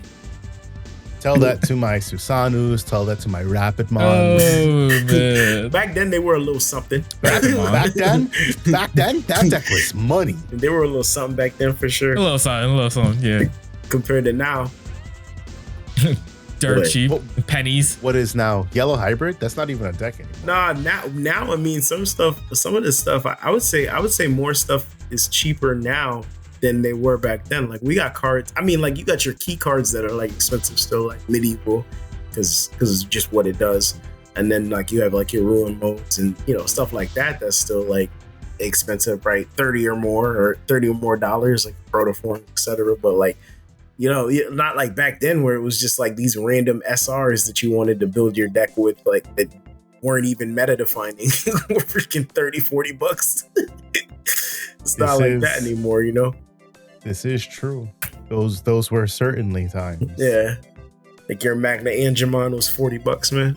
Like what? Remember those? Yo, remember $60 7-drop Magna Angemon? Oh my god. That was a time. The time to be alive, bro. How about $150 BT1 Omnimon alternate arts? Oh, bro, those were $300 at one point. That was 150 was chilling. Hey, I remember I bought Alter S for I think it was like 90 or something like that. Mm-hmm. Yeah, that was back when you could slam your 10 cost Phoenix Mon and then you evolve into the Hope to God they somehow don't deal with it. So next turn you can go Alter S. Yeah, you tell their rookie Rush D to meet because they spent their whole hand. Yep, exactly. Oh my god. Those were the good old days. I don't miss them though. Yeah, man. I definitely don't miss them. Not at all. We've come pretty far, and that's why like I'm like super excited to finally say like I'm going to freaking Japan for this one. Hell yeah. Yeah, man, for sure. Listen, if Dan makes it, y'all can go to Japan together. Yep. I'm gonna tell Dan to bring me back some shit. Mm-hmm. But all I gotta say is, for those of you listening, you don't let the dreams die. Nah. Lance, you've been playing the game since the start, right? Or was it a little bit He's after? been day one. This is the super pre-sale. Since day one. Listen, that super pre-sale drop. That super pre-sale drop. One of my buddies back then, we don't talk anymore, but one of my buddies back then was able to get a Gaia Red starter deck when they were going for, I think they were going for like $70. He was able to get it off this store for 20 because the store just didn't realize about what the value was. So he got it from me as a gift during the super pre-sale. And I took that. I went online. Digimon meta was just like up and cracking and freaking. And this was in end of 2020. Yeah, end of 2020. Yeah. The Digimon meta was just up and cracking. I looked at some of the lists. And I was for what was it? Red Omni, built it. Freaking, I labbed that a little bit with my little homies, and then this one store in the state of Imperial had hosted the first like real Digimon tournament. I was able to win that, bro. Since then, man, it's been straight freaking ups and downs, man. Like when you think about all the things like we've gone through, bro. Just straight ups and downs. Like this game has gone so many places. I've played so many decks. Like met so many great people. You know what I'm saying? Like I want to say like 90% of the people that I talked to today that aren't like family are like family, because I made them as friends. Like I met them as friends over the last 5 years. You know what I'm saying? And these are people that like I admire or connect well with. You two are an example of those. Like I talk to you guys pretty much every day. I talk to y'all more than my own family. Like so, you know, like it's kind of it feels great to like see like how far like how deep this game really like impacted my life, but in a positive way. You know, when the Super pre-sale dropped, I was playing Yu-Gi-Oh still when Digimon was coming out, and when I first got that Gaia Red starter deck and I first got my hands on some Omnis, because the Omnis back then were going for, I want to say, $160 for the base art. I was able to get a set of them. I think I paid like average like $65 a piece or something like that, right? And then I got the deck built when I realized I am now playing a game where my opponent cannot look me in the face and tell me that I can't use my cards. I sold every Yu-Gi-Oh card I had. I went to my car. I dumped out the trunk. I brought a box upstairs to the store. I was like, give me any money you can give me for every card in this box. I went home and got boxes. I brought up, I tell you, I cleaned my house out of Yu-Gi-Oh. I was done. Damn, I was like, this game doesn't, like, they can't drop one card and tell me I can't play the game. Oh, we're good. That's like, crazy. I was like, this is where I want to be. And then obviously, like, I love the IP. Like, Frontier is my favorite season of all time still. You know what I'm saying? I just hate the way Red Hybrid plays. I always will. But like, at least right now, like, I don't like the way it plays right now. But like, you know, Frontier is still my favorite season of all time. Big Takato Stain. That's like my second favorite season. But freaking yeah, man, Digimon has always been. Yeah, I would say also, Digimon probably has some of the better community as a whole, versus, especially since you came from Yu-Gi-Oh as well, and I know what that was like too, and that was, you know, that was a toxic community for the most part. For like half it, I'm sure there's a lot of good people in that still playing the game and whatnot, but man, some of it was some of that stuff that you dealt with, especially like online. Oh my god, it's just real toxic, real negative. You never heard like a good thing about Yu-Gi-Oh. It was just always bad, and then you always dealt with bad people in person too. Because I've had those situations. I'm like, dude, like, why are you being scummy to a kid for? Like, this is just a base RS SR that you have in your binder, dog. Like, it ain't that serious. Yeah. Like, don't claim yourself to be a pro player when you know you make money off of this shit. Like, right. Like back then, like with the Yu-Gi-Oh, I was mainly playing casually since I was I want to say 11 years old. One of our locals, Arif, I've known him since we were kids. Since we were like 11, and we used to I was 11. He's like 1 year younger than me. 1 or 2 years younger. We used to play like at a like me and a couple friends had started like a card game club in high school too. And we used to all play Yu-Gi-Oh, but it was mostly casually. Like we would build like the anime decks, you know what I mean? So like there was I remember when we first discovered what a card shop was, and these older Yu-Gi-Oh dudes used to spank us. I'm talking bend us over. There's a real popular card game player. I love him. His name's Stefan. He's one of my homies today. Like one of my homies, bro. Love him. Shouts out to him. He used to play Digi Heavy. Now I think he's playing Lorcan and a couple of. But he used to he was one of the older dudes that we would walk into that shop and he would just feast. He was playing like Evolsor Logi, and we wouldn't know what I don't know what that card does. Not Logia. I'm trying to summon my Stardust Dragon. Like, you know, like Negate. Negate. You know what I'm saying? Like, I don't know what that does. But like my whole thing with Yu-Gi-Oh! was always something casual and something that like that was just a brain stimulation for me to enjoy with my friends, while also feeling like I'm playing the stuff in the anime. What I admire about Digimon is the fact that like we can, it feels like it's a good balance between being competitive, but also being able to play things that make you feel like you're in an anime. You know what I'm saying? Like I'm playing these games sometimes, and I don't know if you can tell, like even in that finals match, you could tell like I got the anime music in my head. You know what I'm saying? Like I'm trying to, I'm not gonna sing it out loud. I'm not gonna put it on my phone because that's disrespectful. But I'm trying to, you know what I'm saying? Whether I'm losing or whether I'm winning, I'm either losing to some sad music in my head or I'm winning to some dope like to some dope music. You know what I mean? Like it feels like, you know, like it's a game where you're either playing your game and your opponent's responding to it, or you're responding to your opponent playing their game. So like I like that. I like that aspect of, you know, us playing our turns versus Yu-Gi-Oh! Where I open this spell card and you can drop your Ash Blossom and tell me to eat a meat.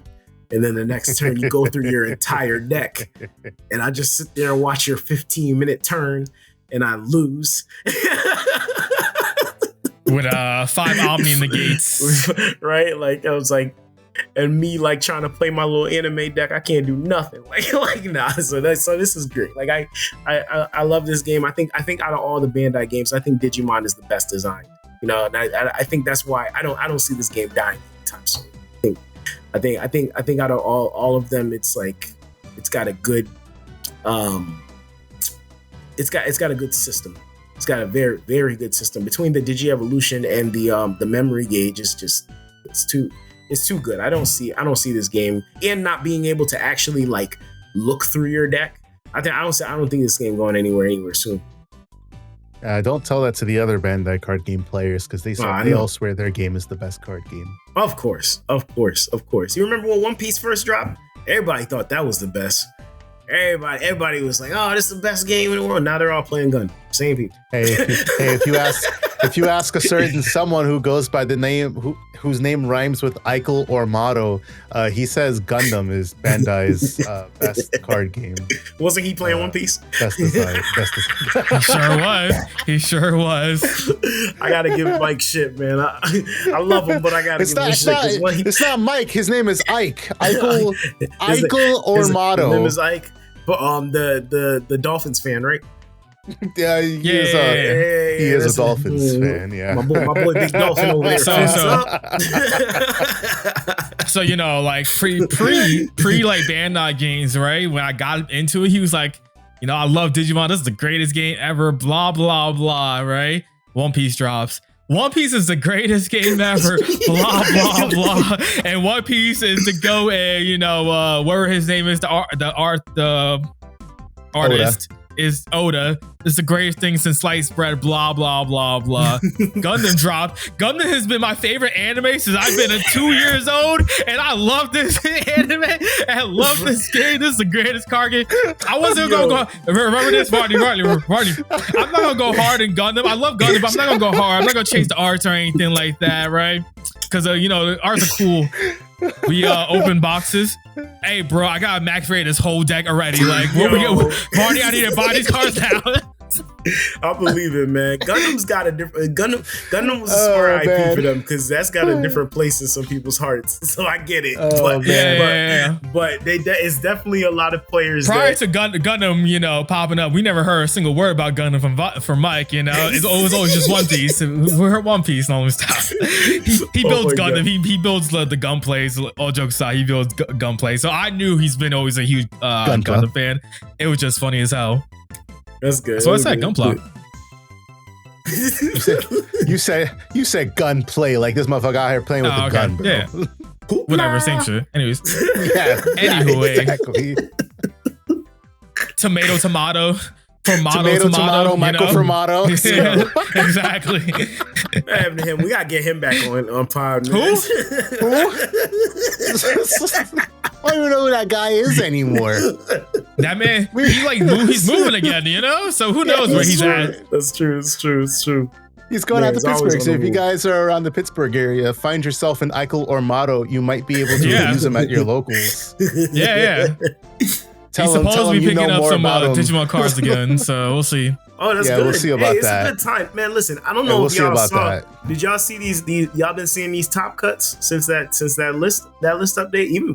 Even before that list update, you been seeing this. Oh, these you top talking about cuts? since the ban list? Yeah, been seeing these top Yeah, cuts. it's been man. phenomenal. It's been crazy. all different decks, bro. When I walked into top 16, I was thinking, I wasn't sure what I was gonna see because during the It was a solid 8 decks, right? It was 8 decks 10. in there. Top 16. 10. Was it 10? Yeah. When I faced during the Swiss, I faced 3 different Gallon decks. So I didn't think I was like, man, like I faced 3 mirrors. So I was like, damn, like there's a lot of those. I didn't see any Omni in my matchups. The one that I was going to play, he unfortunately got DQ'd for whatever reason. But like the freaking, like I saw a couple at the different tables. And when I got in the top 16 and I saw there were so many different decks, I was like, yo, like I was like, okay, That's like good. I was fully expecting when I got in that like when they're gonna share these lists, I was like because of the amount of mirrors I played, I was expecting it was gonna be like freaking a bunch of that, maybe some Omni, maybe a bunch of Machine Digimon, and I was like, no, it's freaking, bro. We had Purple Hybrid, we had Sakuyamon, the one, Yeah. freaking 3 Megidra, 3 and the Megidra. Bro, I was so tired when I got those lists. I thought Ground Rush made That it. one less with the BT, the BT3 Megidra was crazy. Right. I was so tired. I didn't even notice that. I thought it was Growl Rush because I didn't even look at the cards when I made the list or whatever. So then, like, freaking, I look in the morning. I'm like, oh no, it was 3 Megidra. He's playing BT5 Megidramon. What? Like, I was like, are you serious? Good card, man. Good card. And then in my mind, like, I'm trying to think of the plays that he was probably making throughout the day. I'm like, bro, that is insane. He's doing some spice. I know he has to be doing some spice. Like- Evo into that swing. It doesn't die. Who cares? Kill it yourself. Play another Gallon from trash for free. Right, Swing I'm again. Like what? And then you got your memory Yeah. back inherent. So now you played promo or secret for absolutely free. I'm like, Andrew Mildum 5. I'm like, bro, you're a menace. Like I'm like, where did you lab this? Because I hadn't seen it before then. I'm glad I didn't have to play him. I would have been salty. Because I definitely would have lost. I would have been salty. But there was that. There was freaking the 2 Galaxy, the 2 Omni. One of them didn't get to play. And the freaking what we said, Sakuya already, Purple Hybrid. Yeah, it says Sakuya, Purple Hybrid, Galaxy, Gallant, Megidra, Omni, Machine Digimon. Machine Digimon, yeah. That was DM2 Machine Digimon. I didn't even know people were using DM2. Not just because DM's trash. Apparently, right? Like, geez. It was like DM2. Bet y'all looking regretting at them you. words now. No, he was I'm saucy. not looking at Lance. Bro, he was saucy. I'm looking at the audience. No, he ain't looking at me. I've been saying saying they're good, bro. You haven't, but that's neither here nor there. Listen. Not DM, DM, at least. I remember you talking about DM. You're talking about how bad DM was back in the day. Yeah. I was, but then God and Gino. Listen, I was talking about it. I was sitting, when they first revealed the DM cards, I was like, these cards seem pointless. Why do they have different numbers? Why don't they all work together? And then God and Gino showed me the way. So and then we had a Reef playing them too. And I was like, freaking, what did a Reef won that case event with with the DM2 with the Chimera. with the Chimera version. version. And I was like, oh, this is actually like saucy. Like this is gonna do something. But that dude, that freaking top DM2, again, that was the first time I ever seen that. That dude was saucing on everybody. It's Yeah, almost. That was the one. That's the one dude that was playing the Vademon in his Machine Digimon DM Machine Digimon list, right? Yeah, that's a good he was card. playing If he Vademon. was. Yeah. Yeah. So he go into Vademon. Yeah, shit's goated. That's all. Pretty sure. You go into your Vademon and you pop off. You are cool. Remove some tamers. All right, we're going Machinima for 3. Put another cyborg in it and get their effect. Call it a day. Start wrecking shit. Like it's just such a good card. Yeah, that card was it? Does it bounce or bottom deck the tamers? I'm like, it bounces. It bounces a play cost for lower Digimon or Tamer. Yeah, that's really good. That's really good. Every turn, into basically. This format. Yeah, it's stupid good into this format. That guy is saucy, man. Not to mention, it has a redirect. He had to be honestly in the top as an 8 of all the decks in the top 8. That one had to be the star, bro. That was he was the hope for all Mugen Dramon players, except for other than the Imperial.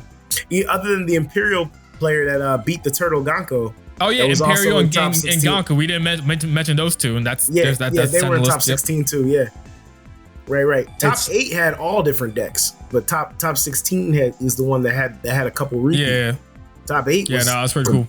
Well, it was woof.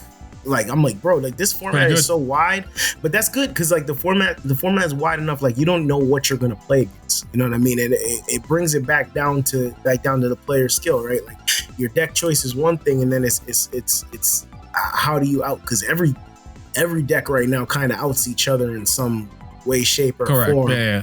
But it has to. It really comes down to the decision making. You know. I was just on last pod, so audience, you're not gonna see that episode until the following week because this is gonna be coming out before that now.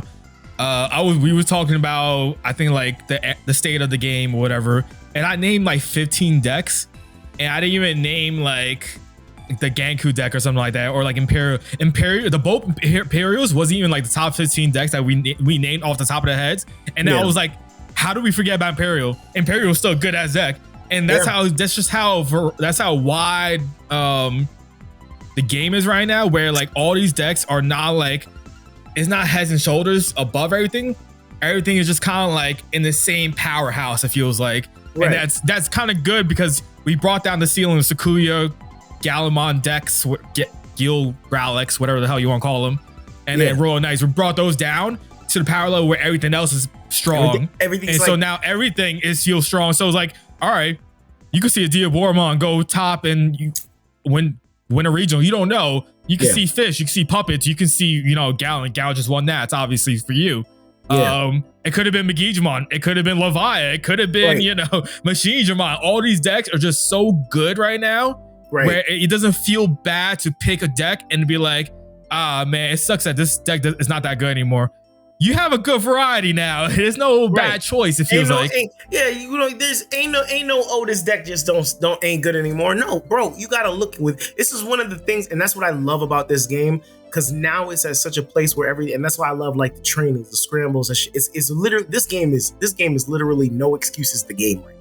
Like you have to, it is the player. You know what I'm saying? Yeah. Now, obviously, there's some cards that when they come out, you're like, wow, like this is stupid. Why did they print this? Like, right? Like a Pac, for example. Like that was, what the fuck was that? Excuse my language. Like like why did they do that? It's a fair and balanced card. Stop. but right now, it's like everything like does the same. I was actually talking to Ben Wong, DigiPanda. Shouts out to him. You know what I'm saying? The other day. And we were talking about how like every deck pretty much does the same thing, but in a different way. And I'm like, but to me, that's a good thing. You know what I'm saying? Like some decks, they get there by going wide. You either answer this or you can't. Some decks, they go one stack. You either answer this or you can't. Or some of them are like hyper defensive. You either answer this or you can't. Like it's like there's so many like everything is literally like, I'm gonna do this, you either answer or you can't now. And like I think that's a good thing. I think it keeps Setcon at bay, so that deck never comes back. I think it makes it so people have to think. Sorry, Peter. I think it makes it so people have to really like think about what they are comfortable playing, because it's how you want to get there, right? Even with the new it's how what you feel like playing that's comfortable for you to get. Because even the new Atmon line, the Poseidonmon line, that's obviously another OTK. But when you think about it, it's like how many people are gonna like, how comfortable does it make you feel it's gonna get you there. You know what I mean? Because its protection only goes so far. Yeah, it can only. I think it's only what is it? It's susceptible to deletion and DP neg and some other stuff or something like that. I was trying to path it out the other day, but then you have stuff like the Justimon coming out that can now trash security options. So now I'm not trash security options. Trash delay options. So now you're telling people that they have to